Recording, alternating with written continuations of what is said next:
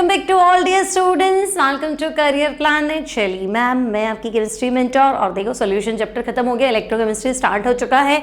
ठीक है, इलेक्ट्रोकेमिस्ट्री की पिछली क्लास में क्या पढ़ा था?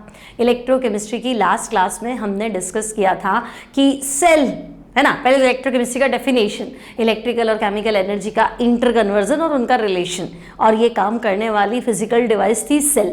सेल को हमने डिस्कस किया था कि दो तरह के सेल है, इलेक्ट्रोकेमिकल सेल है और इलेक्ट्रोलाइटिक सेल है।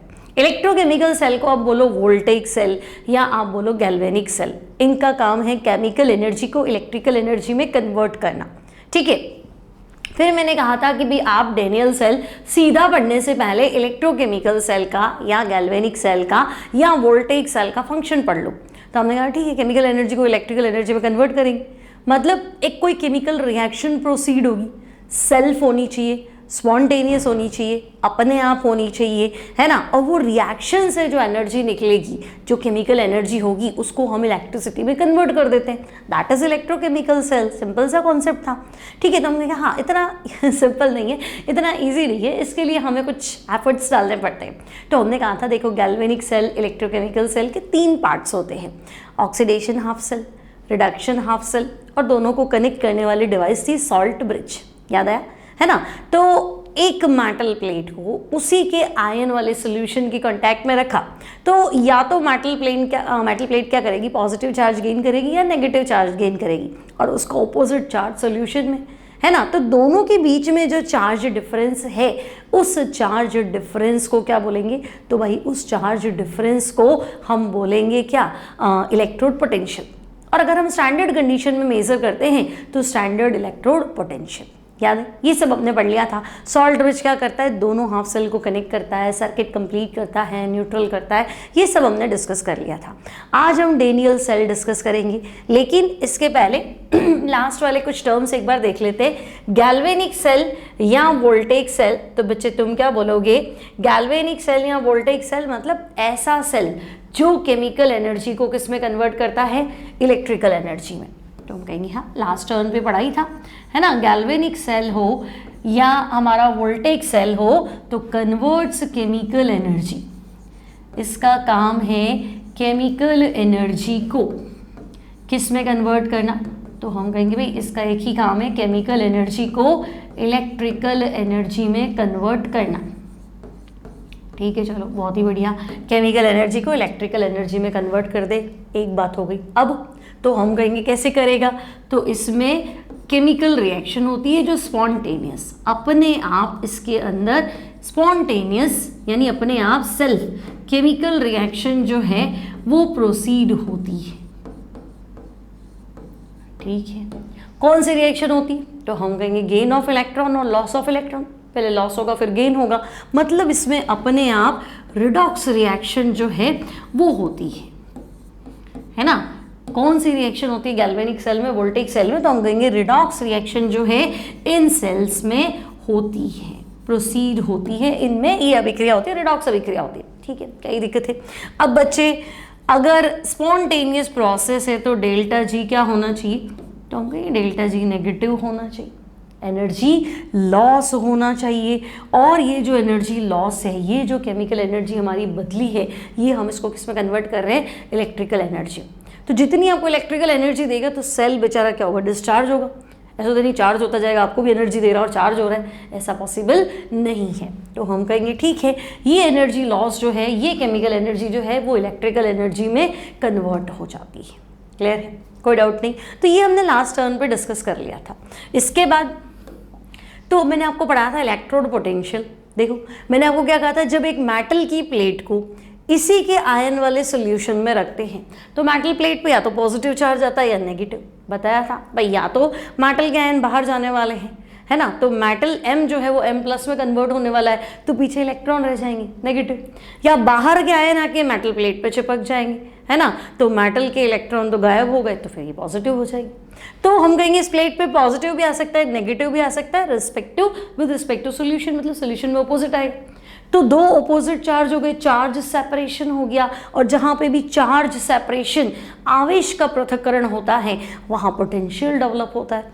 तो हम कहेंगे ठीक है, on account of this a definite potential is developed between metal and solution. इसके परिणाम स्वरूप, इसकी वजह से क्या हुआ, तो मेटल और सॉल्यूशन के बीच में क्या हुआ, पोटेंशियल डेवलप हुआ, और उसको हम इलेक्ट्रोड पोटेंशियल कहते हैं।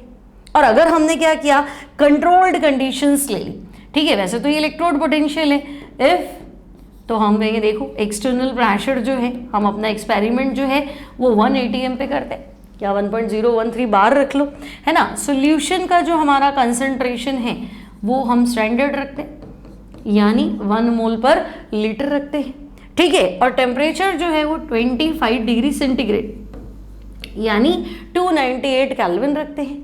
तो आप जो डेटा बोल रहे हो, है ना, वही डेटा आप जैसे इलेक्ट्रोड पोटेंशियल बोल रहे हो उसको हम स्टैंडर्ड इलेक्ट्रोड पोटेंशियल बोलेंगे। तकलीफ क्या है, कंडीशन स्टैंडर्ड है ना, तो उसको हम स्टैंडर्ड इलेक्ट्रोड पोटेंशियल बोल देंगे। सीधी सी बात है, क्या ही दिक्कत है। अब इलेक्ट्रोड पोटेंशियल 2 तरह का था भाई, या तो मेटल क्या करे, प्लेट क्या करे, इलेक्ट्रॉन लूज करे या गेन करे। तो हम कहेंगे हाँ ठीक है, उसके according oxidation potential and reduction potential. तो मैं लिखूं ऑक्सीडेशन पोटेंशियल क्या, तो अगर आपका metal plate, if metal plate, अब आप मेटल प्लेट क्यों ही लिखो, आप इसको इलेक्ट्रोड लिखो, है ना। अब तो आप केमिस्ट्री पढ़ रहे हो, सेल पढ़ रहे हो, तो आप मेटल प्लेट क्यों लिख रहे हो, ठीक है, आप लिखो इलेक्ट्रोड। तो अगर हमारा इलेक्ट्रोड जो है, इफ इलेक्ट्रोड गेट ऑक्सीडाइज्ड, है ना, मतलब इसकी टेंडेंसी है कि भाई ये तो इलेक्ट्रॉन छोड़ के मानेगा, है ना, और इट हैज टेंडेंसी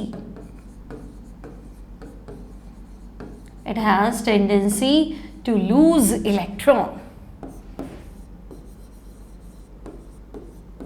ठीक है। देन जो इलेक्ट्रोड पोटेंशियल है बच्चे, जो आपका इलेक्ट्रोड पोटेंशियल है उसको आप क्या बोलेंगे, ऑक्सीडेशन पोटेंशियल, ओपी बोलेंगे, ओपी, ऑक्सीडेशन पोटेंशियल। अगर हमारा मेटल इलेक्ट्रोड या इलेक्ट्रोड पे ऑक्सीडेशन होता है, उसकी टेंडेंसी है ना, कि वो इलेक्ट्रॉन छोड़ने लग जाए, तो ऑक्सीडेशन पोटेंशियल। और in standard condition, standard condition पता है ना कौन सी, प्रेशर, क्या भाई, प्रेशर कितना 1 ATM 1.013 बार, या temperature 298 kelvin, concentration of solution 1 मोल पर लीटर। अगर आप इन कंडीशंस में काम कर रहे हो तो स्टैंडर्ड कंडीशंस आर टेकन, तो ठीक है। अब हम इसी आंसर को SOP बोल देंगे, स्टैंडर्ड ऑक्सीडेशन पोटेंशियल, ठीक है। तो स्टैंडर्ड कंडीशंस आर टेकन, तो बच्चे तुम उसको बोलो स्टैंडर्ड ऑक्सीडेशन पोटेंशियल, मानक ऑक्सीकरण विभव, है ना, स्टैंडर्ड ऑक्सीडेशन पोटेंशियल, ठीक है भाई। अगर हम स्टैंडर्ड कंडीशन में अपना काम कर रहे हैं तो इसको हम बोल देंगे स्टैंडर्ड ऑक्सीडेशन पोटेंशियल, ठीक है। इतनी सी बात है, क्या टेंशन। यानी तो भी हमारे पास जो मेटल की प्लेट थी जिसको हमने इलेक्ट्रोड नाम दिया है, पहले तो वो सॉलिड थी, उसकी टेंडेंसी है ऑक्सीडेशन होने की, ऑक्सीडाइज्ड होने की, तो ये M+ हो जाएगा, ठीक है। अब प्लस होगा तो ऑब्वियस है आयंस बनाएगा, अब आयंस हवा में तो होंगे नहीं, आयन सॉलिड तो होंगे नहीं, तो ये सोल्यूशन में आएंगे, ठीक है। और मैंने एक को सोल्यूशन लिया और ये N इलेक्ट्रोड, ठीक है। तो स्टैंडर्ड ऑक्सीडेशन पोटेंशियल देखो, ये साइन बना देंगे हम नॉट, E0, ठीक है, E0 स्टैंडर्ड हो गया, M+ में बदल रहा है, ठीक है। तो इसे हम क्या बोलेंगे, तो देखो मेटल इलेक्ट्रॉन छोड़ रहा है, पहले M था M+ में बदल रहा है, M+N, सॉरी N इलेक्ट्रॉन है ना, तो M+N, ठीक है। और एक इलेक्ट्रॉन लिखते हो तो +1 कर दो, ऐसे। तो अगर M+N में बदल रहा है मतलब इलेक्ट्रॉन छोड़ रहा है, कंडीशंस आइडियल है, हमने फिक्स कर लिया इतना टेम्परेचर, इतना प्रेशर, इतनी कंसंट्रेशन, तो आप इसी को क्या बोलेंगे बच्चे, आप इसी को बोलेंगे SOP, standard oxidation potential, clear है। अब इसका उल्टा भी हो सकता था, तो हम कहेंगे बिल्कुल रिडक्शन भी तो हो ही सकता था, ठीक है। तो देखो रिडक्शन पोटेंशियल, अब ये रिडक्शन पोटेंशियल क्या है, तो मैं कहूँगी भाई इलेक्ट्रोड की टेंडेंसी क्या करने की, रिड्यूस होने की, उसको इलेक्ट्रॉन नहीं छोड़ना है अपना, है ही नहीं टेंडेंसी उसकी इलेक्ट्रॉन छोड़ने की, ठीक है ना। तो इफ मेटल प्लेट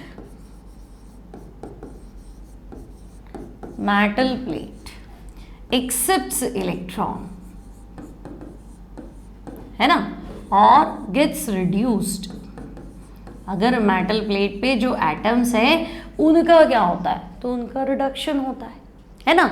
तो या बाहर से आयंस को खींच के क्या कर रही है, अपनी तरफ बुला के और उनको क्या कर रही है, रिड्यूस कर रही है ना। तो मेटल प्लेट क्या कर रही है, एक्सेप्ट इलेक्ट्रॉन कर रही है, या मैं ऐसा कह दूं reduction takes place on metal plate, ठीक है, ज़्यादा सही रहेगा, तुम्हारे लिए टेंशन नहीं रहेगा।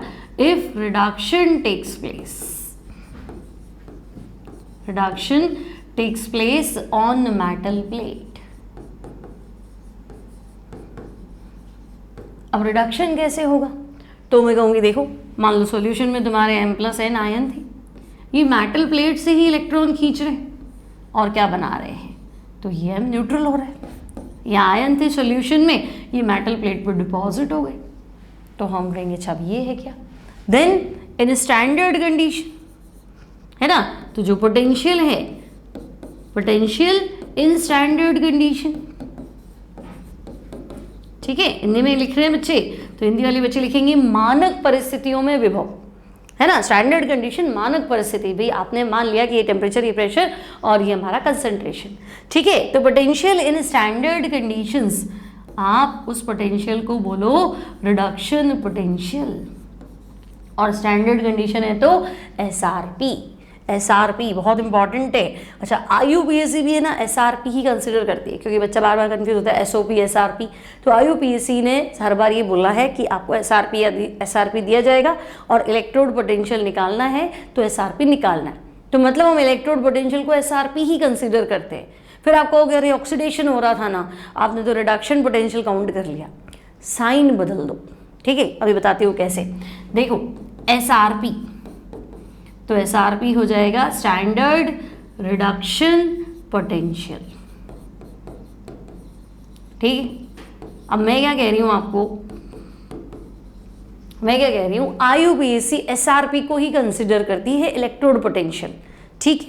तो अकॉर्डिंग टू आईयूपीएससी नॉर्म्स जो है ना, आईयूपीएससी क्या कह रही है, तो अकॉर्डिंग टू आईयूपीएससी नॉर्म्स आप इलेक्ट्रोड पोटेंशियल को क्या मान लो, तो भाई हम इलेक्ट्रोड पोटेंशियल को क्या मान लेते हैं, एसआरपी मान लेते हैं, standard reduction potential. Standard electrode potential को स्टैंडर्ड रिडक्शन पोटेंशियल मान लो। अब आपको लगे कि मैं कैसे फाइंड करूंगा, मुझे तो नहीं पता है भाई, मेरे को तो दोनों चाहिए, स्टैंडर्ड ऑक्सीडेशन पोटेंशियल चाहिए और रिडक्शन चाहिए। तो क्या नाम टेंशन मत करो, मान लो आपको ऐसा दिया हुआ है ई नॉट, ठीक है, ई नेगेटिव साइन और नॉट, ठीक है। मैंने आपको कहा था ना, पिछले टाइम पे सिखा दिया था कार लोन, बोलो क्या ये आपको सिखाया था, कार लोन। कैथोड पे रिडक्शन होगा, कैथोड राइट में लिखा जाएगा, ठीक है। लेफ्ट साइड जो इलेक्ट्रोड रखा जाएगा उस पे ऑक्सीडेशन होगा, A4 एनोड, और उसका साइन क्या होगा, नेगेटिव, ठीक है ना। तो अब अगर मैं कह रही हूं कि ये इलेक्ट्रोड पोटेंशियल का साइन है स्टैंडर्ड इलेक्ट्रोड पोटेंशियल, तो तुम्हें इस साइन को क्या मानना है, एसआरपी मानना है, ठीक है। अब मैं कह रही हूं कि बेटा देखो ई नॉट Zn दिया हुआ है और इसकी वैल्यू -0.76 वोल्ट है ना, ई नॉट Zn, ठीक है। यहाँ लिखा है माइनस, इसका मतलब एसआरपी है, ठीक है। ई नॉट भी लिखा है तब भी वो एसआरपी है, नहीं तो ऐसे लिखा है, एक्चुअली बुक में ऐसे लिखा होता है, तो ये एसआरपी है। तो इसका मतलब क्या है, इसका मतलब है एसआरपी ऑफ Zn। जिंक का रिडक्शन पोटेंशियल कितना है, माइनस का 0.76 वोल्ट है। जिंक का रिडक्शन पोटेंशियल कितना है, माइनस का 0.76 है। अब जिंक का रिडक्शन पोटेंशियल मतलब समझिए, जिंक प्लस टू किस में बदल रहा है, जिंक में, SRP reduction potential of zinc, तो जिंक का रिडक्शन कैसे होगा, Zn माइनस तो बनेगा नहीं, जिंक प्लस टू किस में कन्वर्ट होगा, Zn में, तो जिंक प्लस टू Zn में कन्वर्ट हो रहा है और साइन क्या है, माइनस है, पोटेंशियल कितना है माइनस का 0.76 वोल्ट। इतनी बात क्लियर है। अब मैं आपसे क्या कह रही हूँ कि अगर मुझे SOP चाहिए और आप SRP दे रहे हो, मैं मेरे इलेक्ट्रोड पे तो ऑक्सीडेशन हो रहा है और आप रिडक्शन पोटेंशियल की वैल्यू दे रहोगे, नहीं IUPAC तो है ना रिडक्शन को ही कंसिडर कर रही, तो कोई टेंशन नहीं है। आपको अगर SOP फाइंड करना है और आपको SRP दिया है तो आपको सिर्फ एक काम करना है, साइन बदलना है। इक्वेशन अपोजिट आ रही है, साइन बदल दो। मतलब कि बेटा अगर E0 Zn plus to Zn plus to Zn कितना है, माइनस का 0.76 है, तो भाई आप Zn प्लस टू की बात करो, ठीक है। E0 Zn plus to mention कर दो, इसको कर दो 0.76, ठीक है ये। और आपको लगेगी तो ऐसे लिखते हैं तो ये SRP होता है, तो आप सिर्फ E0 कर दो, E0 Zn प्लस टू, या आप ऐसे भी लिख सकते हो SOP, ठीक है, कितना है 0.76 वोल्ट, या आप ऐसे लिख सकते हो E0 SOP Zn का 0.76 वोल्ट, जो आपकी मर्जी पड़े वो लिख दो। क्लियर है ना। तो ये सिंबल रिप्रेजेंट करता है स्टैंडर्ड रिडक्शन पोटेंशियल, मानक अपचयन विभव। क्या होता है स्टैंडर्ड रिडक्शन पोटेंशियल, तो हम कहेंगे अगर मैं मेटल की प्लेट को इसी के सॉल्यूशन में, इसी के आयंस वाले सॉल्यूशन में रख दूं, है ना, और बाहर के आयन आके मेटल प्लेट पे चिपक जाते हैं, रिडक्शन होता है, ठीक है। तो दोनों के बीच में सॉल्यूशन का चार्ज और मेटल प्लेट के चार्ज ऑपोजिट चार्जेस होंगे, कि बीच में जो इलेक्ट्रोड पोटेंशियल है, बीच में जो पोटेंशियल डिफरेंस है, उसको मैं इलेक्ट्रोड पोटेंशियल कह रही हूँ। अगर मैं स्टैंडर्ड कंडीशन लेती हूँ, 1 ATM का प्रेशर, 298 केल्विन का टेम्परेचर और सॉल्यूशन का कंसंट्रेशन 1 मोल पर लीटर, तो वो कंडीशंस आइडियल हो जाती हैं, स्टैंडर्ड हो जाती हैं, उसे मैं स्टैंडर्ड रिडक्शन पोटेंशियल, मानक अपचयन विभव बोलूँगी, ठीक है। और ये हमारे पास डेटा है, ये फिक्स्ड है, हम फाइंड कैसे करेंगे, हमारे पास डेटा है, जिंक का इतना है, कैडमियम का इतना है, आयरन का इतना है, एल्यूमिनियम का इतना है, क्रोमियम का इतना है, तो टेंशन ही नहीं है, दिया है, बात खत्म, ठीक है। अब तुम और सोचो, है ना, क्वेश्चन करने के लिए और कॉन्सेप्ट लगाओ। देखो SRP है ना, SRP मतलब टेंडेंसी, रिडक्शन होने की टेंडेंसी, रिडक्शन पोटेंशियल, है ना, जितना ज़्यादा रिडक्शन पोटेंशियल उसकी टेंडेंसी है कि मेरा रिडक्शन हो जाए। तो SRP मतलब टेंडेंसी ऑफ एन इलेक्ट्रोड, एक मेटल की टेंडेंसी है टू गेट रिड्यूस्ड, है कि नहीं, है ना, इन स्टैंडर्ड स्टेट। SRP है तो स्टैंडर्ड स्टेट, अदरवाइज एक मेटल की टेंडेंसी कि वो कितना जल्दी क्या होना चाहता है, रिड्यूस होना चाहता है, ठीक है। तो SRP बढ़ेगा, समझो मेरी बात, SRP की वैल्यू जितनी ज़्यादा होगी, पॉजिटिव वैल्यू ऑब्वियसली, तो स्टैंडर्ड रिडक्शन पोटेंशियल की वैल्यू जितनी ज़्यादा होगी, मेटल का सेल्फ रिडक्शन, मेटल चाहेगा भाई मेरा रिडक्शन हो, मेटल सेल्फ रिडक्शन टेंडेंसी क्या होगी, ज़्यादा हो। आई बात समझ में। अब मेटल का तो रिडक्शन होगा नहीं, वो आयंस को बुलाएगा कि भाई आ जाओ, अपने आयंस को ही रिड्यूस करेगा ऑब्वियसली, है ना। SRP मतलब मेटल आयन लिख देती हूँ, ठीक है, मेटल को अपने आयंस को रिड्यूस करने की टेंडेंसी बढ़ेगी, तो मेटल कब से चाहेगा कि मैं ना अपने आयंस को वापस बुला लूँ। देखो मान लो जिंक है, तो अगर ये जिंक +2 में बदलता है तब तो रिएक्शन करेगा, लेकिन अगर ये जिंक +2 है और ये चाहेगा कि नहीं मैं जिंक बना दूँ, मतलब ये तो रिएक्शन में से निकल के वापस आ गया, तो SRP बढ़ेगा। इसका मतलब ये चीज़ इसमें जाने की सोचेगी कि भाई मेरे को तो नहीं रहना आयंस में, मेरे को तो रिएक्शन नहीं करना, मेरे को तो वापस अपने घर जाना, मेरे को तो जिंक बनना है, तो मतलब रिएक्टिविटी कम होगी, है ना। वो चाह ही नहीं रहा है कि भाई मैं आयंस बनाऊँ, तो चाह रहा है आयंस जो बन गए उसको वापस लेके आऊँ। तो तुम कहोगे अगर मेटल आयन का सेल्फ रिडक्शन, वो कहेगा कि भाई मेरे को तो अपने आयंस वापस दे दो, मैं तो रिड्यूस करके न्यूट्रल करना चाह रहा हूँ, मतलब वो रिएक्शन नहीं करना चाह रहा, तो इसका मतलब रिएक्टिविटी ऑफ मेटल, ढंग से पढ़ना, सारे क्वेश्चन है बेटा, रिएक्टिविटी ऑफ मेटल क्या होगा, तो हम कहेंगे रिएक्टिविटी ऑफ मेटल डिक्रीज हो जाएगा, कम हो जाएगी टेंडेंसी, सीधी बात है। ठीक है, फिर बढ़िया, कम हो गई तो ठीक है। और दूसरा जो तुम्हें एक पॉइंट याद रखना है, फिर बाद में समझाऊंगी इसको, रिड्यूसिंग स्ट्रेंथ, है ना। रिड्यूसिंग स्ट्रेंथ, हमारी स्ट्रेंथ के हम सामने वाले को रिड्यूस कर सके। तो एसआर भी ज्यादा है तो खुद का ही रिडक्शन हो रहा है, सामने वाले की तो बात छोड़ दो, है ना। एसआर भी बढ़ेगा तो सेल्फ रिडक्शन बढ़ेगा। ठीक है, रिड्यूसिंग स्ट्रेंथ मतलब tendency to reduce another one. आप खुद हो और आपके सामने दूसरा मेटल है तो उसको रिड्यूस करना है, उसको इलेक्ट्रॉन पहुंचाना है, मतलब खुद को तो छोड़ने पड़ेगी। तो हम कहेंगे नहीं, एसआर भी बढ़ेगा तो खुद का रिडक्शन बढ़ेगा, दूसरे का रिड्यूस नहीं कर पाओगे। तो एसआरपी का उल्टा कर दो। तो ये याद रखेंगे सारे बच्चे, है ना। एनसीईआरटी का पहला क्वेश्चन इसी टॉपिक पे है। तो रिड्यूसिंग स्ट्रेंथ और एसआरपी एक दूसरे की क्या है, इनवर्स। ठीक है, तो एसआर भी बढ़ेगा तो रिएक्टिविटी कम होगी, एसआर भी बढ़ेगा तो रिड्यूसिंग स्ट्रेंथ भी क्या होगी, कम होगी।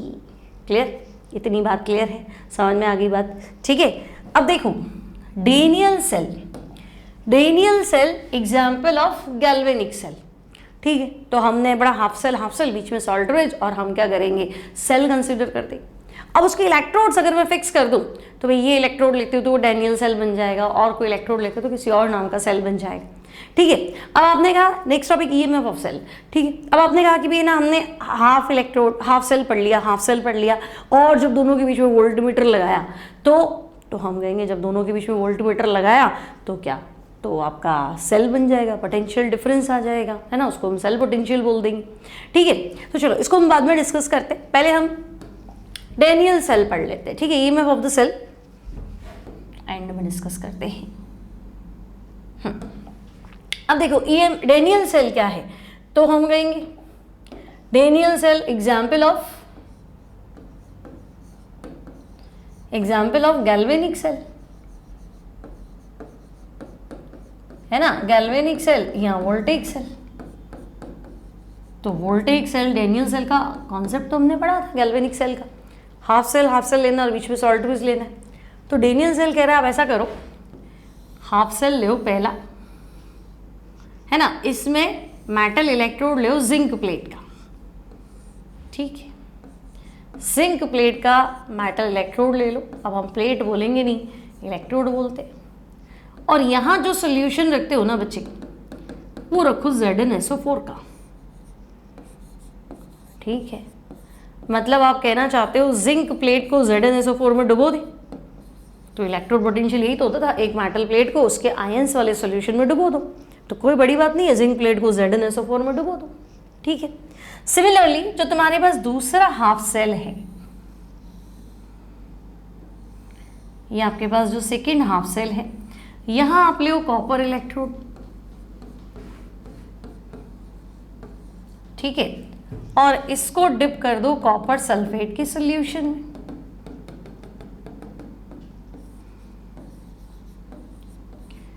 Copper sulphate solution. ठीक है भाई, जिंक की प्लेट को ZnSO4 में डुबो दिया, कॉपर की प्लेट को कॉपर सल्फेट सॉल्यूशन में डुबो दिया। ठीक है, और आपको पता ही है सेल बनेगा नहीं अगर मैं सॉल्ट ब्रिज नहीं यूज करूँ। ठीक है, जिन्होंने पहला लेक्चर नहीं देखा वो पूरा देखेंगे, है ना। ये सब क्यों कर रहे हैं, ये सब सिखा रखा है उसके अंदर। ठीक है, ये हमारा सॉल्ट ब्रिज थोड़ा सही नहीं बना है।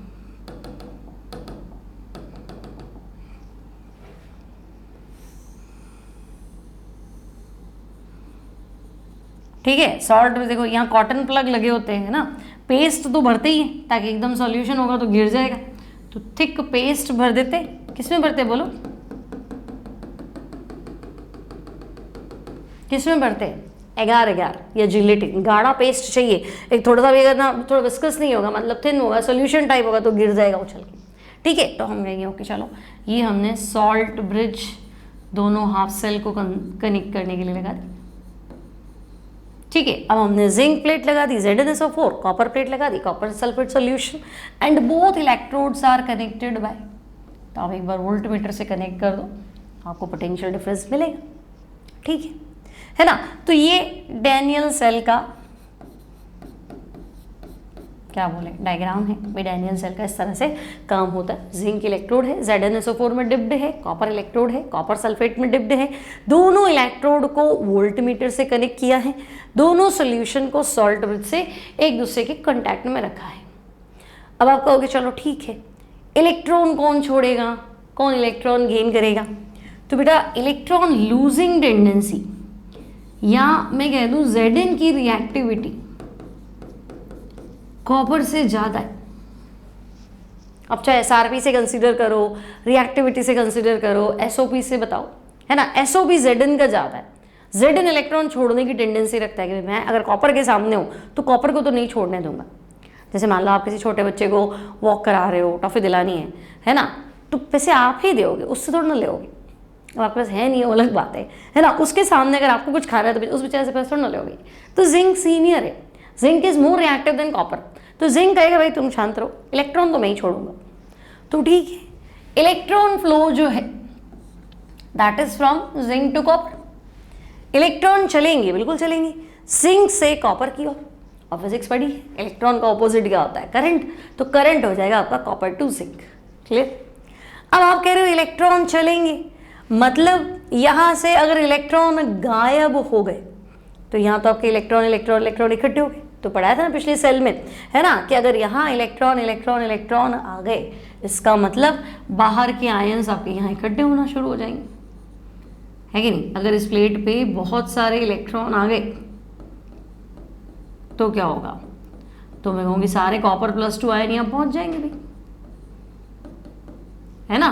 तो ये आ जाएंगे, हमें रिड्यूस करो, दोनों दिशाओं से आ जाएंगे, हमें रिड्यूस करो, ठीक है। तो रिडक्शन हो रहा है, तो रिडक्शन पोटेंशियल स्टैंडर्ड कंडीशन है, आपने 1m कंडीशन रखी है 1 मोल पर लीटर, तो यहाँ standard reduction potential, temperature pressure fix है।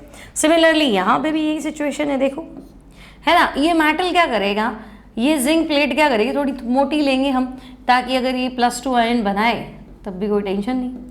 तो ये जिंक प्लेट गलती जाएगी, है ना, धीरे धीरे डीजेनरेट होती जाएगी, इसके आयंस तो बाहर चले गए। और यहाँ पे इलेक्ट्रॉन है देखो, लेकिन ये बाहर जा रहे हैं, यहाँ इलेक्ट्रॉन तो है लेकिन ये बाहर जा रहे हैं। तो ये प्लेट जो है, Zn प्लेट जो है, इसकी इलेक्ट्रॉन देने की टेंडेंसी ज़्यादा। भाई ऐसा ही क्यों, यहीं तुम ये कर रहे हो, यहीं वो कर रहे हो, है ना। तो इसको लेफ्ट पे बनाया, इसको राइट पे बनाया, उल्टा ही बना लेते। तो हमने लिखा था लेफ्ट ऑक्सीडेशन एनोड नेगेटिव, है ना। तो देखो भाई ये जिंक +2 में कन्वर्ट हो रहा है, यानी यहाँ तो ऑक्सीडेशन हो रहा है। तो ये मेरा ऑक्सीडेशन हाफ सेल है ना, ये क्या है, ऑक्सीडेशन हाफ सेल है। और यहाँ इलेक्ट्रॉन चल के आ रहे हैं, तो ये हमारा रिडक्शन हाफ सेल है, ठीक है, ये हमारा रिडक्शन हाफ सेल है ना। और पोटेंशियल डिफरेंस दोनों के बीच में डेवलप होगा ही सही, ठीक है। तो हम कहेंगे हाँ अब ये हमारा सेल तैयार है। वोल्टमीटर दोनों इलेक्ट्रोड के बीच का क्या कर रहा है, पोटेंशियल डिफरेंस कोई तो मेजर कर रहा है। तो हम कहेंगे ठीक है, SOP भी है, SRP भी है, वोल्टमीटर डिफरेंस दे दे। इतनी बात क्लियर है। तो हम कहना चाह रहे हैं कि भी देखो डेनियल सेल में क्या हुआ, क्या क्या बातें हुई डेनियल सेल में, वो लिख देते हैं, ठीक है। तो देखो इन डेनियल सेल क्या होगा, तो हम कहेंगे zinc more reactive than copper, ठीक है, zinc more reactive than copper, या जिंक इलेक्ट्रोड के प्लेट नहीं लिख के zinc electrode more reactive than copper electrode, ठीक है। तो ये इलेक्ट्रॉन लूज करेगा, है ना, यहाँ लॉस ऑफ इलेक्ट्रॉन होगा, यहाँ गेन ऑफ इलेक्ट्रॉन होगा, ठीक है। तो भाई लॉस ऑफ इलेक्ट्रॉन मतलब यहाँ ऑक्सीडेशन होगा, है ना, और गेन ऑफ इलेक्ट्रॉन होगा मतलब यहाँ रिडक्शन होगा, ठीक है। अब loss of electron, loss of electron मतलब लॉस हो रहा है। तो मान लो मैं कह रही हूँ मेरे को बहुत लॉस हुआ, बहुत लॉस हुआ, है ना, फाइनेंशियली बहुत लॉस हुआ, तो इतना पैसा था तभी तो लॉस हुआ, है ना। कोई गरीब आदमी कहता है कि मुझे लॉस हो गया, ये कोई भिखारी कहता है कि मुझे लॉस हो गया, हमें नुकसान हो गया, ऐसा नहीं होगा, पैसा तो जाएगा ना, है ना। वेट लॉस हुआ, वेट लॉस हुआ छोड़ो, तो वेट लॉस हुआ मतलब पहले वजन था आपका, अभी तो कम हुआ, बिल्कुल तिनका सूखा तिनका होगा, उसका क्या वजन कम होगा, तो हम कहेंगे जो होगा उसी का तो वेट लॉस होगा। तो आपको तो इलेक्ट्रॉन का लॉस हो रहा है भाई, हाँ भाई इलेक्ट्रॉन का लॉस हो रहा है, इसका मतलब आप इलेक्ट्रॉन रिच पोल हो तो मैं ठीक है, ये क्या है, इलेक्ट्रॉन रिच पोल है ना। और आप तो गेन कर रहे हो, अगर आप कोई चीज़ गेन कर रहे हो मतलब डेफिशिएंसी चल रही, कमी है, तो आप इलेक्ट्रॉन डेफिशिएंट पोल हो, तो भी तो आप एक्सेप्ट कर रहे हो। तो रिच है तो इसको डेफिशिएंट बोलना ही पड़ेगा। और मैंने आपको पिछले टर्न पे सिखा दिया था, जहाँ ऑक्सीडेशन होता है उसको एनोड बोलो, और जहाँ रिडक्शन होता है उसको कैथोड बोलो, है ना। अब आपका इलेक्ट्रॉन रिच पोल है तो नेगेटिव साइन यूज करो, और इलेक्ट्रॉन डेफिशिएंट पोल है तो फिर पॉजिटिव साइन यूज करो। तो हमारे पास जो हमारा इलेक्ट्रोकेमिकल सेल है, गैल्वेनिक सेल है ना, वोल्टेज सेल है, यहाँ एनोड माइनस और कैथोड प्लस होता है। ठीक है, क्या ही टेंशन है, हम कहेंगे ओके चलो मान लेते हैं इतनी बात आपकी, ठीक है, यहाँ तक तो कोई दिक्कत नहीं। तो डेनियल सेल में ये चीज़ें हुई। अब आपने कहा कि भाई जिंक इलेक्ट्रोड था और जिंक की इलेक्ट्रॉन लूजिंग टेंडेंसी ज़्यादा थी, तो जिंक ने क्या किया, जिंक प्लस टू इलेक्ट्रॉन, ठीक है ना। और मुझे लग रहा है ये तो ऑक्सीडेशन हुआ, ठीक है। फिर आपने कहा वायर के थ्रू इलेक्ट्रॉन जो है वो दूसरे इलेक्ट्रोड पे इकट्ठे हो गए, वहां बैठा था कॉपर, है ना, कॉपर प्लेट इलेक्ट्रॉन लिए और बाहर के आयन आगे चिपक गए। अब देखो जहाँ न्यूट्रल है वहाँ सॉलिड लिखना, जहाँ आयन है वहाँ एक्वस लिखना, तो कॉपर प्लस टू इन दोनों इलेक्ट्रॉन को लेके कॉपर में कन्वर्ट हो जाएगा। ये हमारा गेन ऑफ इलेक्ट्रॉन है, तो इसको मैं कैथोड बोल देती हूँ, ठीक है। अब जहाँ ऑक्सीडेशन होता है वो एनोड है, जहाँ रिडक्शन हो रहा है वो कैथोड है, और आधे आधे सेल हैं, तो मैं ऐसे भी तो कह सकती हूँ ये एनोडिक हाफ सेल है, ठीक है। और ये दूसरा वाला तो भाई ये कैथोडिक हाफ सेल है, ठीक है, बात तो समझ में आ रही है, वो एनोडिक हाफ सेल और ये कैथोडिक हाफ सेल, ठीक है। अब फर्स्ट वाले ने 2 इलेक्ट्रॉन लूज किए हैं, सेकंड ने 2 इलेक्ट्रॉन गेन किए हैं, तो ओवरऑल इलेक्ट्रॉन का तो गेम खत्म, जितने आए होते गए, हिसाब बराबर। अब ओवरऑल रिएक्शन को देखो, तो हम कहेंगे देखो हमारे पास तो जिंक सॉलिड था, है ना, उसके बाद में कॉपर प्लस टू, रिएक्टेंट एक साइड कर दी, प्रोडक्ट एक साइड कर दो, ठीक है। आयन को हमेशा सोल्यूशन लिखो, एक्वस लिखो, जिंक प्लस टू और कॉपर सॉलिड। तो ये हमारी हाफ सेल और ये फाइनल रिएक्शन है जिसे हम बोलते हैं नेट सेल रिएक्शन, ठीक है। तो भाई डेनियल सेल शॉर्ट में पढ़े तो जिंक इलेक्ट्रोड की रिएक्टिविटी कॉपर से ज़्यादा होती है, that's why zinc electron lose करता है, कॉपर इलेक्ट्रॉन गेन करता है।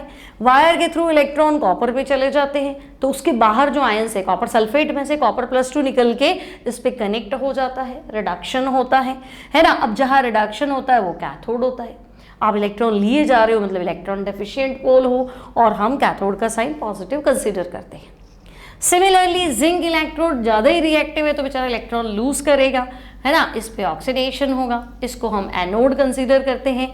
एनोड इसलिए कंसीडर कर रहे हैं क्योंकि ऑक्सीडेशन हो रहा है और इलेक्ट्रॉन लॉस हो रहा है, इसका मतलब इलेक्ट्रॉन रिच है, काफ़ी रिच था इसलिए गए इलेक्ट्रॉन, और साइन इसका नेगेटिव, ठीक है। Half cell reaction, half cell पहले Zn प्लस टू में बदलेगा, 2 इलेक्ट्रॉन छोड़ेगा, after that copper plus two, तो हाँ दूसरे वाले हाफ सेल में कॉपर प्लस टू उन दोनों इलेक्ट्रॉन को एक्सेप्ट करके कॉपर में कन्वर्ट होगा, ठीक है। इसमें भी कौन सी बड़ी बात है। चलो अब हुआ क्या, तो हम कहेंगे देखो रिडॉक्स रिएक्शन हो रही है एक तरह से कि नहीं हो रही।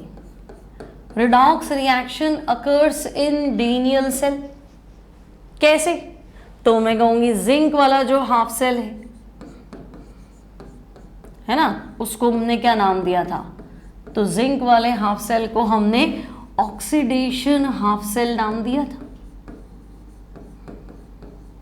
कि नहीं दिया था, ऑक्सीडेशन हाफ सेल, है ना।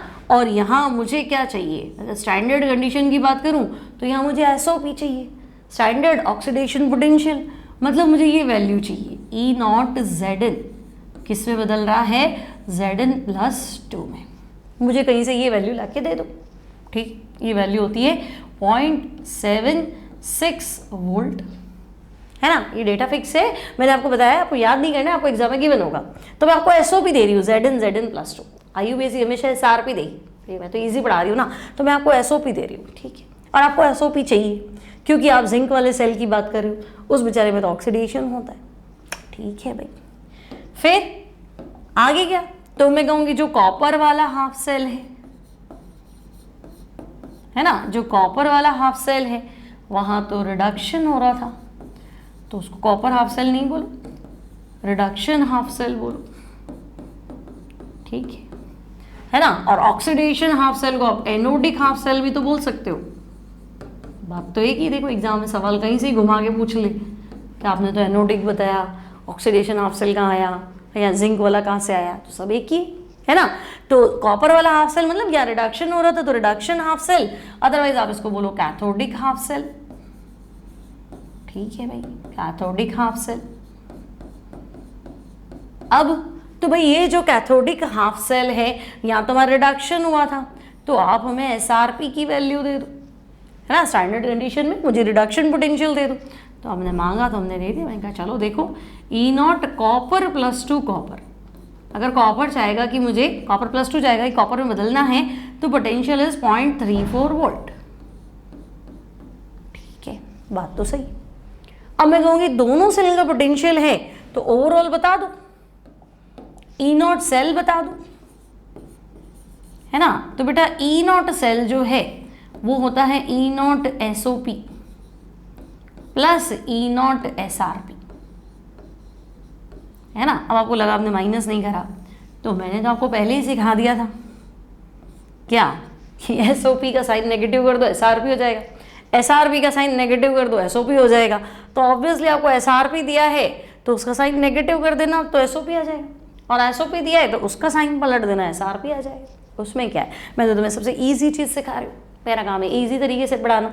तो भाई मेरे तो एक सेल में ऑक्सीडेशन हो रहा था, दूसरे में रिडक्शन हो रहा था, तो एक मुझे SOP ला के दे दो, एक SRP दे दो, और तुम क्या ला रहे हो, मैंने तुम्हें खुद ही बता दिया डेटा, तो ये हो गया, है ना। तो तुम कह रहे हो कि अच्छा डेनियल सेल का अगर मैं EMF ऑफ द सेल निकालूं या मैं E0 सेल निकालूं फॉर डेनियल सेल, तो बेटा डेनियल सेल में हुआ क्या था, तो मैं कहूँगी देखो पहले वाले में तो जिंक था जो जिंक +2 में बदल रहा था। फर्स्ट हाफ सेल में क्या था, Zn plate placed in ZnSO4, तो हमने कहा यार वो तो रिएक्टिविटी ज़्यादा है, तो कह रहे मैं तो Zn+2 में कन्वर्ट होऊंगा, मतलब Zn+2 में कन्वर्ट हो रहा था। फिर उसके इलेक्ट्रॉन वायर के थ्रू वहाँ पहुँच गए दूसरी साइड, तो कॉपर +2 एन सारे आगे आ जाओ भाई, इलेक्ट्रॉन आए आगे से। तो वहाँ पे क्या हुआ था, तो वहाँ पे कॉपर +2 कॉपर में कन्वर्ट हो गया था, ठीक है मान लेते हैं, है ना। मतलब तो मतलब Zn+2 में कन्वर्ट हो रहा है, दिस इज SOP। यहाँ मुझे ऑक्सीडेशन पोटेंशियल दे दो, है ना, SOP किसका, Zn का, और कॉपर +2 कॉपर में कन्वर्ट हो रहा है, मतलब आप मुझे SRP दे दो, किसका, कॉपर का। तो जिंक का SOP दे दो, कॉपर का SRP दे दो, मैं ऐड कर दूंगी, मेरा तो काम हो जाएगा, ठीक है आपका काम हो जाएगा, है ना। तो देखो थोड़ी जगह कम है, ध्यान से पढ़ना। E0 सेल Zn+2 में कन्वर्ट हो रहा है, ऑक्सीडेशन पोटेंशियल है मेरे पास 0.76, है ना, और कॉपर +2 कॉपर में कन्वर्ट हो रहा है, इसका भी पोटेंशियल है 0.34, ओवरऑल हो गया 1.10 वोल्ट, ठीक है भाई, ओवरऑल हमारे पास है 1.10 वोल्ट, क्लियर है, कोई टेंशन नहीं। तो हम कहेंगे हाँ SOP भी आ गया, SRP भी आ गया, जोड़ दिया, तो डेनियल सेल का जो EMF है वो 1.10। अब आप कहोगे ये डेनियल सेल ठीक है, ये EMF क्या चीज़ है ना, EMF ऑफ द सेल मैंने छोड़ दिया ना, यहाँ ले लिया। EMF ऑफ द सेल क्या है बेटा, तो मैं कहूँगी EMF से, EMF मतलब इलेक्ट्रोमोटिव फोर्स, फिजिक्स में पढ़ती है ना, सारा गेम इसी का है। सेल की बैटरी मान लो, वोल्टेज मान लो, कितनी एनर्जी देगा वो मान लो, भी ये सब क्या है। तो मुझे एक चीज़ बताओ कि भाई एक पे ऑक्सीडेशन हो रहा है, एक पे रिडक्शन हो रहा है ना। वोल्ट मीटर क्या करता है, पोटेंशियल डिफरेंस बताता है, ठीक है, तो वो तो पोटेंशियल डिफरेंस है जो वोल्ट मीटर से मापते हो। EMF या सेल पोटेंशियल की बात करूँ तो मैं कहूँगी दो इलेक्ट्रोड के बीच का पोटेंशियल डिफरेंस, है ना, दो सेल में कैथोड एक एनोड है ना, तो दोनों इलेक्ट्रोड के बीच का पोटेंशियल डिफरेंस, क्योंकि एक पॉजिटिव एक नेगेटिव है, तो potential difference between two electrodes, है ना। और तब बताओ पोटेंशियल डिफरेंस, बिल्कुल स्टार्टिंग में, क्योंकि सेल जैसे ही काम में आना शुरू होगा, वर्किंग करेगा ना, पोटेंशियल ड्रॉप होगा, तो उसको हम पोटेंशियल डिफरेंस बोलते हैं, फिर सेल पोटेंशियल नहीं बोलते। तो ईएमएफ और सेल पोटेंशियल हम एनसीईआरटी में दोनों एक चीज कंसीडर कर लेते हैं।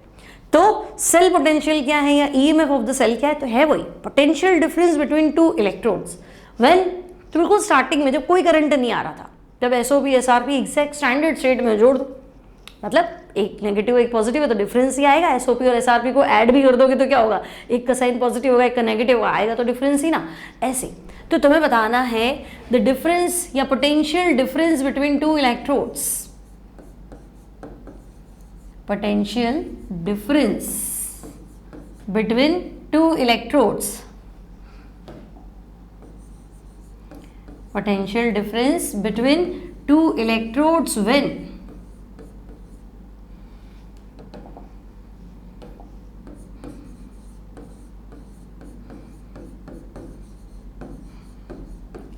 when there is no or little amount of current।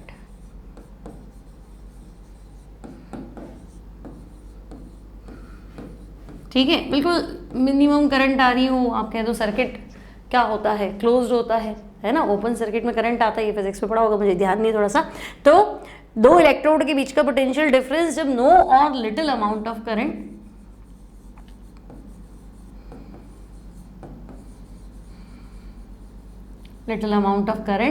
Passed through the external circuit.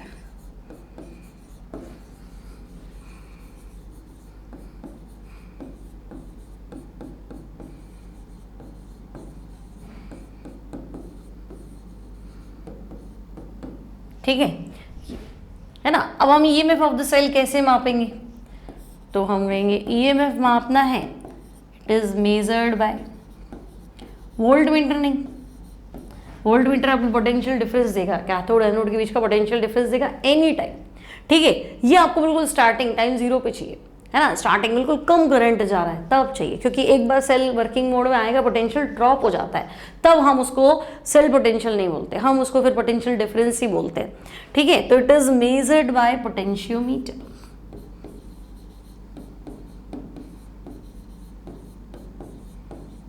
ठीक है, समझ में आ गया। तो ये आपका ईएमएफ ऑफ द सेल है।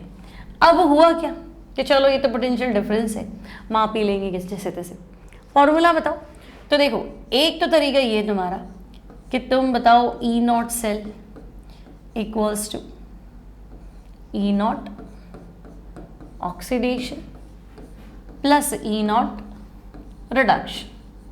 हम पूरे चैप्टर में यही फॉर्मूला काम में लेने वाले, है ना, क्योंकि भाई एक हाफ सेल पे दो हाफ सेल को मिला के एक सेल बनता है, तो एक हाफ सेल में तो ऑक्सीडेशन होता है ना, नॉट लिखा है मतलब स्टैंडर्ड कंडीशन की बात करो, और दूसरे हाफ सेल में क्या होता है, रिडक्शन होता है। तो E nought cell equals to SOP plus SRP, standard oxidation potential plus standard reduction potential. ठीक है, और देखो तो और आपको ऐसा मिलेगा E nought cathode minus anode. NCERT में ये फॉर्मूला भी है, आपको भी लिखना है, याद होना भी चाहिए। E nought cathode minus E nought anode, या फिर कैथोड तो राइट में होता है, right cathode, car CARR right cathode, तो E nought right minus E nought left, है ना, loan left oxidation, anode negative, anode left. ठीक है, अब हमने कहा ऐसा क्यों, तो बेटा देखो ये कब दोनों फॉर्मूले कब लिखने, जब SRP दिया हुआ हो, है ना, और मैंने आपको बता दिया कि IUPAC ने बोल रखा है कि इलेक्ट्रोड पोटेंशियल मतलब SRP रिडक्शन पोटेंशियल।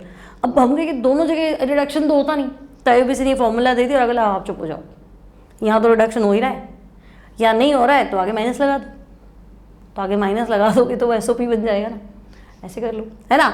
यहाँ राइट है, राइट पे तो रिडक्शन हो ही रहा था, यहाँ नहीं हो रहा था ना, लेफ्ट पे तो एनोड है, ऑक्सीडेशन होता है, तो ये कह रहे हैं आगे साइन माइनस लगा दो, तो ठीक है ना, वो तो हम पहले ही लगा लेते तो यहाँ आ ही जाते। तो हम अपने ये फॉर्मूले, हमारे बेस्ट फॉर्मूले ये, हम इसको यूज़ करेंगे, आप बोर्ड एग्जाम्स में, स्कूल एग्जाम्स में इसको यूज़ कर सकते हैं, ऐसा कोई टेंशन नहीं। कंपटीशन तो कोई देख नहीं रहा आपने कौन सा फॉर्मूला यूज़ किया, ठीक है, लेकिन ये ईजी है। यहाँ अगर अपन उलझ जाते हैं, राइट लेफ्ट में उलझ जाओगे, कभी कैथोड एनोड में उलझ जाओगे, है ना, एकदम एग्जाम में क्या होता है ना कि इतना थोड़ा सा है ना, मतलब क्या बोलते हैं, प्रेशर ज़्यादा होता है। एक होता है जैसे हम केमिस्ट्री के टीचर है तो हमें सिर्फ केमिस्ट्री ही सोचना है, लेकिन आप जब एग्जाम देने बैठते हो तो आपको फिजिक्स भी उतनी ही सोचनी है, केमिस्ट्री भी उतनी ही सोचनी है, बायो है या मैथ्स है, तो फिर वो भी सब एक साथ आ गया क्या आज मेरा केमिस्ट्री का एग्जाम है, आज मुझे सिर्फ केमिस्ट्री सोचनी है, ऐसा भी नहीं है, सब एक साथ सोचनी है। और फिजिक्स करते हो तो केमिस्ट्री क्वेश्चन दिमाग में आ जाएगा, केमिस्ट्री करोगे तो बायो या मैथ्स का आ जाए, तो आप पे प्रेशर ज़्यादा होता है, तो ऑब्वियसली गलतियाँ जो है वो करने के चांसेस ज़्यादा है।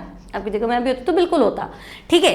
दैट्स वाई हम क्या चाहते हैं भी ईजी से ईजी टेक्निक से पढ़ाया जाए, बच्चा एग्जाम में जाके कंफ्यूज नहीं हो, है ना। तो यहाँ राइट लेफ्ट में उलझ गए, कैथोड एनोड में उलझ गए, तो आपके दिमाग में एक चीज़ क्लियर है कि हाँ मैडम ने कहा था एसओपी और एसआरपी को जोड़ देना, बात खत्म।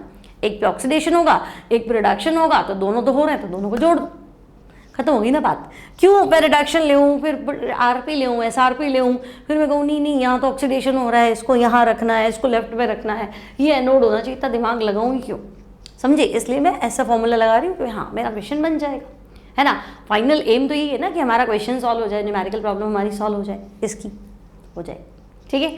चलो वीडियो अच्छा लगे तो लाइक भी कर देना। हाँ तो चलो कैथोड माइनस एनोड हो गया, राइट माइनस लेफ्ट हो गया, और ये फॉर्मूला जब लेंगे व्हेन एसआरपी इज गिवन, ठीक है बेटा, जब आपको स्टैंडर्ड रिडक्शन पोटेंशियल दिया हुआ हो तो तुम ये फॉर्मूले लेना, और क्यों ही लेना, ये काम में ले लो, स्कूल में टीचर को बताने के लिए ले लो, पीछे कॉपी में ये सॉल्व कर लो और लिख दो, खत्म। ऐसा भी कर सकते हो, ठीक है, कोई टेंशन नहीं है, और वैलिड है फॉर्मूले, ऐसा कोई नहीं है। चलो तो हमने कहा ये भी ठीक है, ईएमएफ ऑफ द सेल क्या होता है ये भी पता चल गया। अब डेनियल सेल काम करेगा, रिडॉक्स रिएक्शन अपने आप हो रही है, तो या अपने आप अगर कोई प्रोसेस होगा तो एनर्जी लॉस तो होगा, या तो आप एनर्जी दे दो, कोई काम कर रहा है बराबर हो जाएगा, सामने वाला अल्टीमेटली खुद ही काम करे जा रहा है, रिएक्शन प्रोसीड कराया जा रहा है, केमिकल रिएक्शन को स्पॉन्टेनियसली वो करा रहा है, तो एनर्जी लॉस होगा। और बेटा एनर्जी लॉस ही तो यूजफुल वर्क होता है ना। हमने थोड़ी थर्मोडायनामिक्स में तो पढ़ी थी कि डेल्टा जी इक्वल्स टू क्या होता है, तो हमने पढ़ा था delta G equals to minus useful, है ना, एनर्जी लॉस यूजफुल वर्क में कन्वर्ट होता है। अब हमारे यहाँ जो यूजफुल वर्क है वो इलेक्ट्रिक वर्क है ना, हमने तो सर्किट वर्किट बना दिया, करंट पास कर दिया, तो हमारा जो यूजफुल वर्क है वो क्या है, इलेक्ट्रिक वर्क है। और इलेक्ट्रिक वर्क में ना लॉस नहीं होता है, करंट आता है तो पूरा ही आता है, लॉस नहीं होता है, थोड़ा कम आ जाऊँ नहीं, है ना। तो हमारा जो यूजफुल वर्क है वो इलेक्ट्रिक वर्क है, और इसमें कोई भी मतलब क्या बोलते हैं कमी पेशी नहीं होती।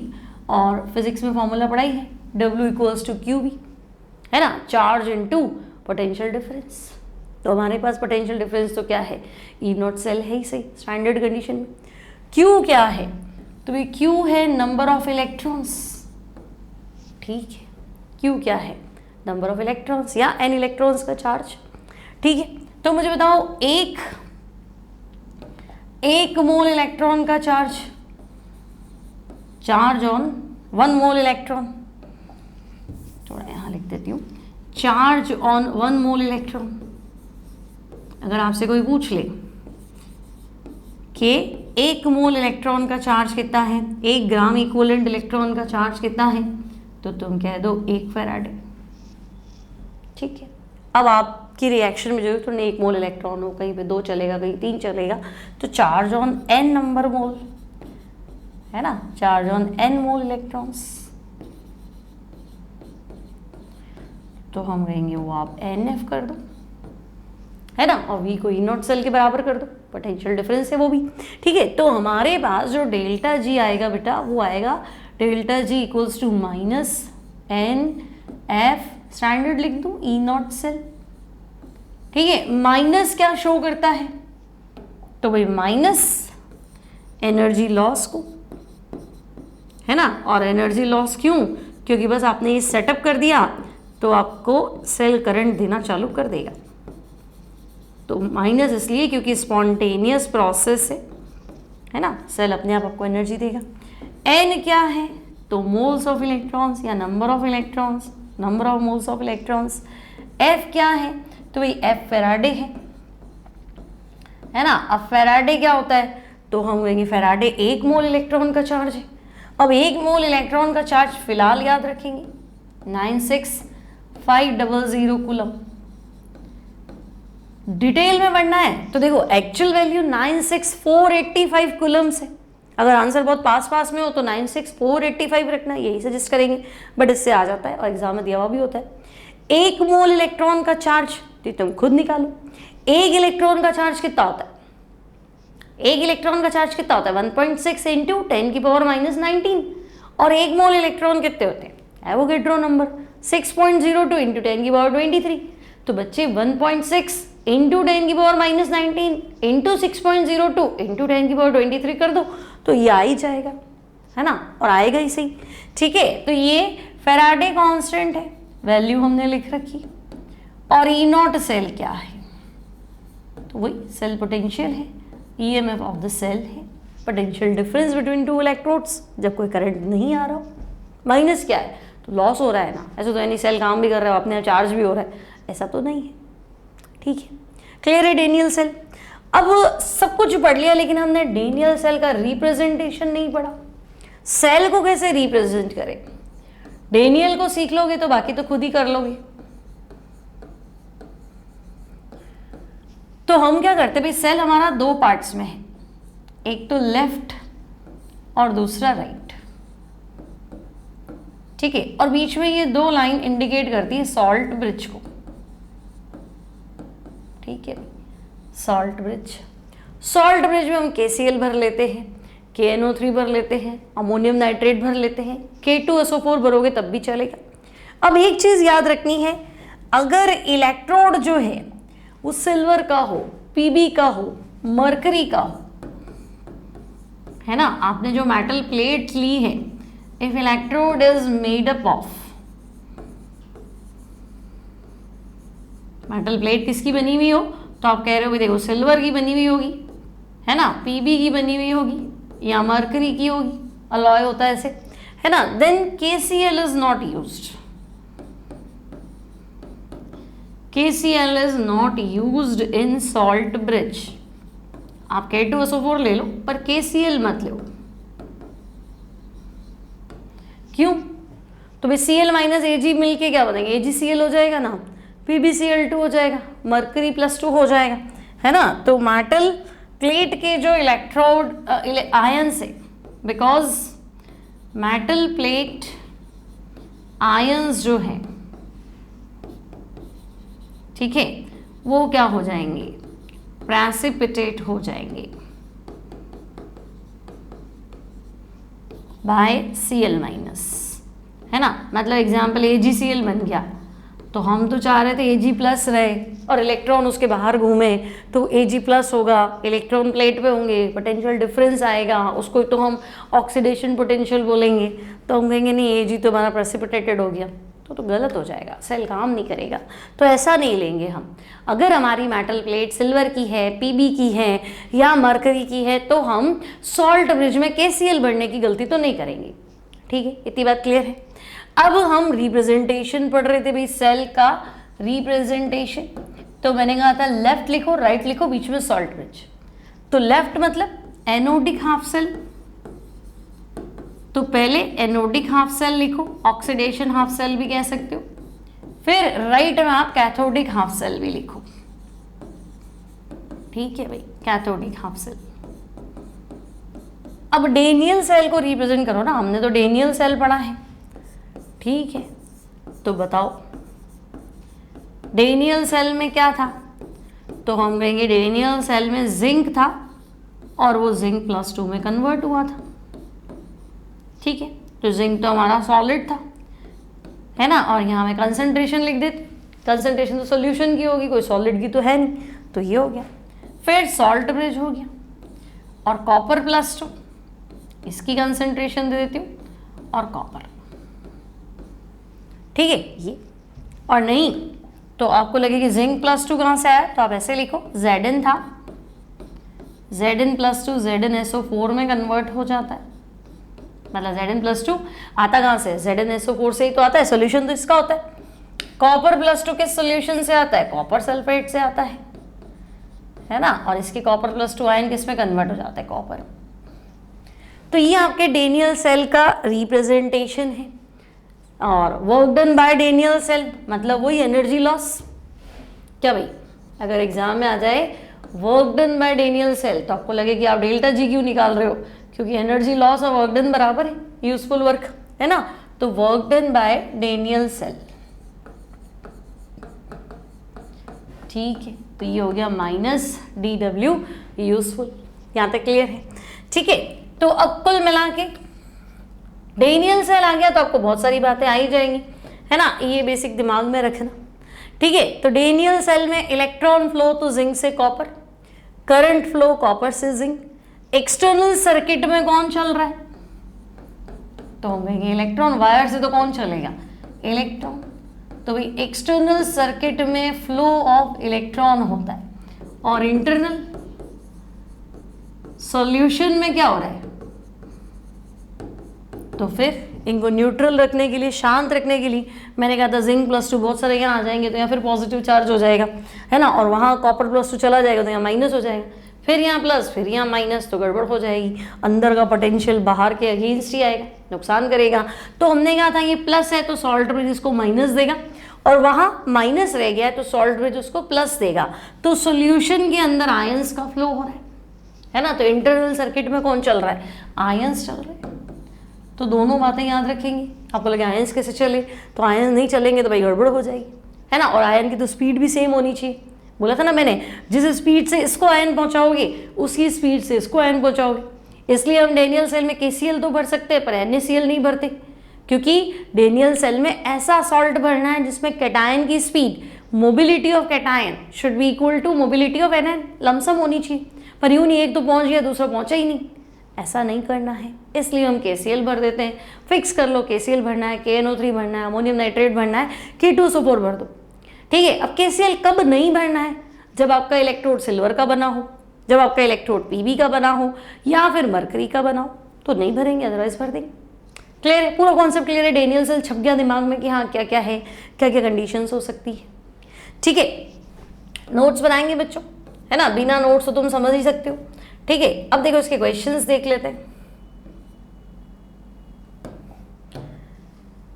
देखो आपको दिया है if E0 Ag plus minus का 0.8 वोल्ट है, ध्यान से समझना क्वेश्चन को, है ना। मेरे पास E0 है, Ag प्लस Ag में कन्वर्ट हो रहा है, ठीक है, लेकिन भाई पोटेंशियल तो माइनस का है, तो E0 माइनस है, मतलब ये बदलना ही नहीं चाहता, E0 ज़्यादा होना चाहिए तो आपका काम होगा, माइनस में होगा तो क्या ही होगा।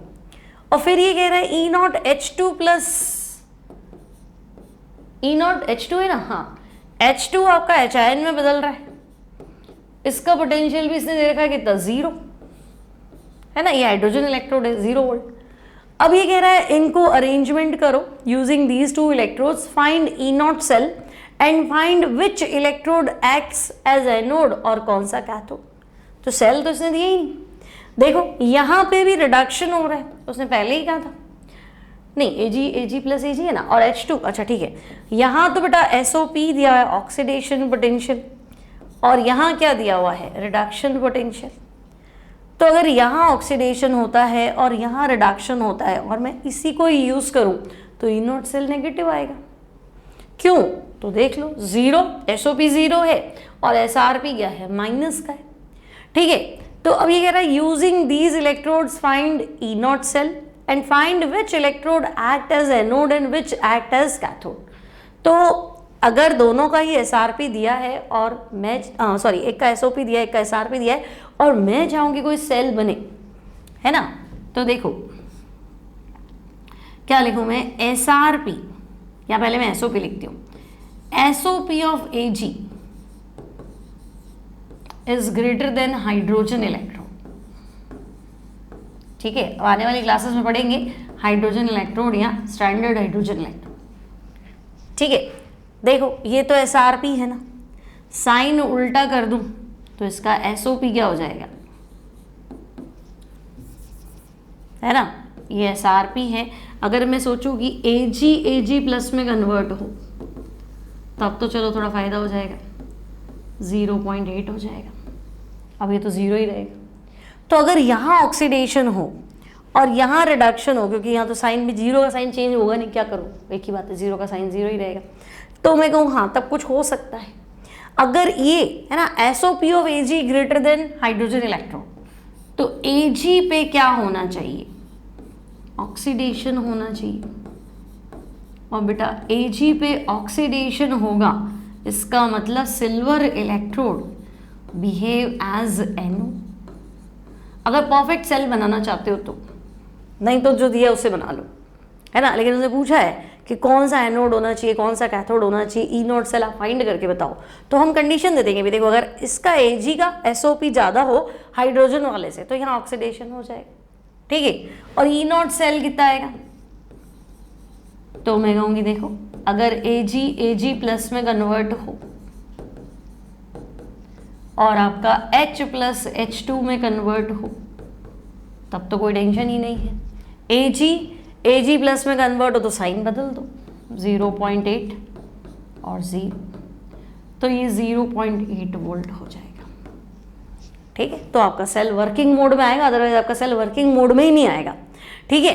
तो सिल्वर इलेक्ट्रोड हो गया एनोड और हाइड्रोजन इलेक्ट्रोड क्या हो गया, तो हम ये हो गया कैथोड, और तो क्या ही है, ठीक है। बात समझ में आ गई है ना।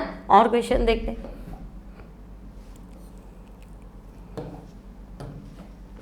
देखो standard oxidation potential of zinc and silver in water, ये दे रखे हैं आपको। जिंक +2 में कन्वर्ट हो रहा है, ठीक है। आपको पोटेंशियल दे रखा है 0.76। देखो जिंक +2 में कन्वर्ट हो रहा है, मतलब मुझे तो लग रहा है यहाँ ऑक्सीडेशन हो रहा है, ठीक है। वहाँ देखो Ag भी Ag+ में कन्वर्ट हो रहा है, तो भाई यहीं पे भी ऑक्सीडेशन हो रहा है ना। और ये देखो ये माइनस है बेटा, थोड़ा ध्यान से पढ़ना है इसको, ये माइनस है, ठीक है। तो which of the following reaction actually take place, तो कौन सी रिएक्शन होगी, तो एक पे ऑक्सीडेशन होना चाहिए, एक पे रिडक्शन होना चाहिए। तो देखो यहाँ तो ऑक्सीडेशन पोटेंशियल पॉजिटिव है तो मेरा काम हो जाएगा। अब यहाँ ऑक्सीडेशन पोटेंशियल पॉजिटिव है तो रिडक्शन पोटेंशियल नेगेटिव होगा, है ना। अगर मैं सोचूं कि ऐसी कोई रिएक्शन हो, देखो मैं यहाँ लिखूँ कि अगर ऐसा हो कि जिंक तो जिंक +2 में बदले, लेकिन सिल्वर प्लस सिल्वर में बदले, क्योंकि मैं नेगेटिव पोटेंशियल का क्या ही करूँगी, लाइफ में नेगेटिव चीज़ों का क्या ही वैल्यू है, पॉजिटिव कर सकते हो तो करो। तो हम कहेंगे हाँ रिएक्शन उल्टी कर दे, एनोड का अगर मैं इसको कैथोड बना दूं, क्योंकि ये तो ऑक्सीडेशन हो रहा है, नेगेटिव आ रहा है, तो मैं अगर इस रिएक्शन को अपोजिट करना चाहूँ, मतलब अगर ये एनोड है तो मैं इसको कैथोड बनाऊँ, तो हो सकता था कुछ।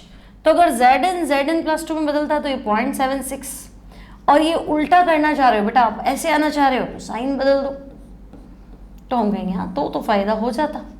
देखो 80 और 20 कितना हो गया, 100 और 56, 1.56 है ना ये। तो हम कहेंगे हाँ ये वैल्यू तो पॉजिटिव आ रही है, मतलब ये रिएक्शन प्रोसीड कर सकती थी। मैंने आपको बताया ना, अगर ई नोड सेल पॉजिटिव है रिएक्शन आगे चलेगी, ई नोड सेल नेगेटिव है रिएक्शन आगे नहीं चलेगी, मान के चलो, ठीक है ना। तो हम कहेंगे हाँ अगर पोटेंशियल पॉजिटिव है तो हो जाएगा काम इस रिएक्शन का। तो ये रिएक्शन हो जाएगी Zn+2 में बदल रहा हो, लेकिन Ag+Ag में बदल रहा हो। देखो पहली रिएक्शन देखो, Zn+2 में बदल रहा है और Ag+Ag में बदल रहा है, ऐसा तो पॉसिबल है। लेकिन Zn+2 Zn में बदले और Ag+ में बदले तो हम कहेंगे नहीं, आंसर नेगेटिव आ जाएगा, तो नहीं होगा। फिर Zn का भी ऑक्सीडेशन हो जाए, इसका भी ऑक्सीडेशन हो जाए, तो फिर सेल कैसे बनाओगे, सेल में तो रिडॉक्स होता है, तो ये भी नहीं होगा, है ना। अब Zn+2 Zn में कन्वर्ट हो और Ag+Ag में कन्वर्ट हो, दोनों का ही रिडक्शन करने चले हो, तो फिर सेल में तो रिडॉक्स होता है ना, तो ये भी नहीं होगा, तो ये नहीं बैठेगा, सिर्फ एक ही रिएक्शन पॉसिबल है। नेक्स्ट देखो, M+N इलेक्ट्रॉन लेकर के M में कन्वर्ट हो रहा है, ठीक है, मतलब रिडक्शन हो रहा है, और आप अगर पोटेंशियल दोगे तो SRP, है ना। और आप SRP की वैल्यूज दे भी रहे हो, देखो 0.34, 3.05 पॉजिटिव और 1.66, तो order of their oxidising power, ठीक है। ऑक्सीडाइजिंग पावर ध्यान रखना, मैंने आपको रिड्यूसिंग सिखाया था।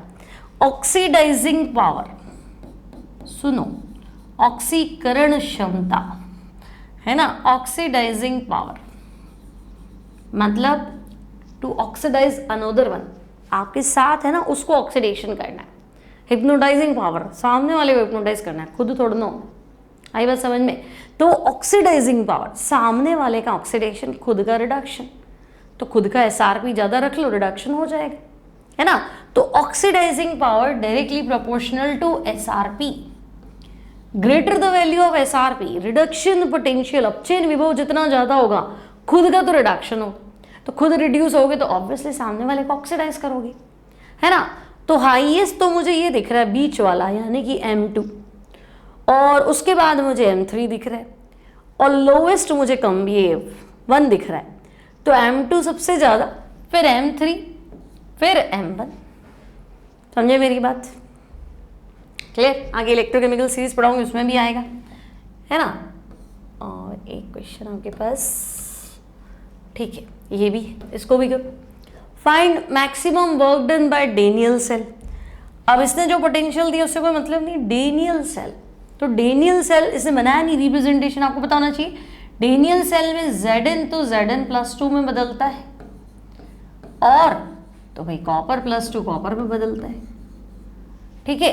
तो डेनियल सेल में होता क्या है, तो हम कहेंगे अगर डेनियल सेल का E0 सेल निकालना है तो आप मुझे ये डेटा दे दो, E0 Zn Zn+2 plus E0 कॉपर+2 copper, बस हमारा काम हो जाएगा, ठीक है।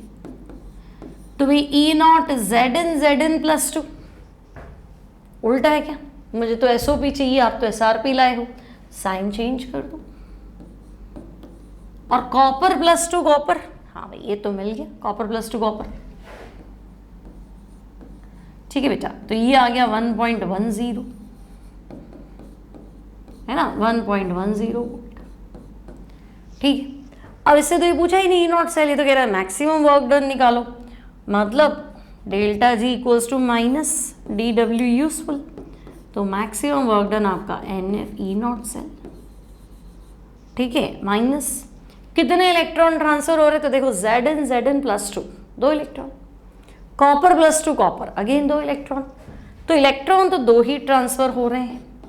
फेराडे कांस्टेंट की वैल्यू 96500 एंड E0 सेल 1.10, ठीक है। तो बेटा इसका ये यूनिट आएगा, that is coulomb into volt. 96500 क्या था, कूलम, और वोल्ट, तो कूलम इनटू वोल्ट को आप लिखेंगे जूल। आपका जो भी आंसर आए, है ना, उसके पीछे आपको क्या लिखना है, जूल लिखना है, ठीक है, क्लियर है। तो अगर मैं ये पॉइंट उड़ा दूँ 2 0 तो आपके चले जाएंगे, तो 22 × 965 कर दो, आपका आंसर बन जाएगा, ठीक है, 22 × 965, क्लियर है, कोई टेंशन नहीं है यहाँ तक, ये ठीक है। तो ये है work done by Daniel cell और कुछ प्रॉब्लम्स, है ना। तो अब नेक्स्ट क्लास बहुत सारे न्यूमेरिकल्स करेंगे, बहुत सारी प्रैक्टिस करेंगे और नर्न्स्ट इक्वेशन को स्टडी करेंगे, ठीक है। तो वीडियो अच्छा लगे, लास्ट लेक्चर तक, लास्ट क्लास तक, या लास्ट अंतिम मोमेंट तक अगर आप बने हुए रहते हैं तो खुशी होती है कि हाँ चलो पूरा लेक्चर देख रहा है बच्चा और लिख भी रही हो साथ साथ में, आराम से आप नोट्स बना सकते हैं, है ना। हमारा ऐप अवेलेबल है करियर प्लानिट आने वाले 2 सालों के लिए, ठीक है। तो 2 साल बाद अगर आप ये वीडियो देखते हैं तो उसमें थोड़ी कंडीशन चेंज हो जाती है, बट अभी अब ऐप अवेलेबल है, ठीक है।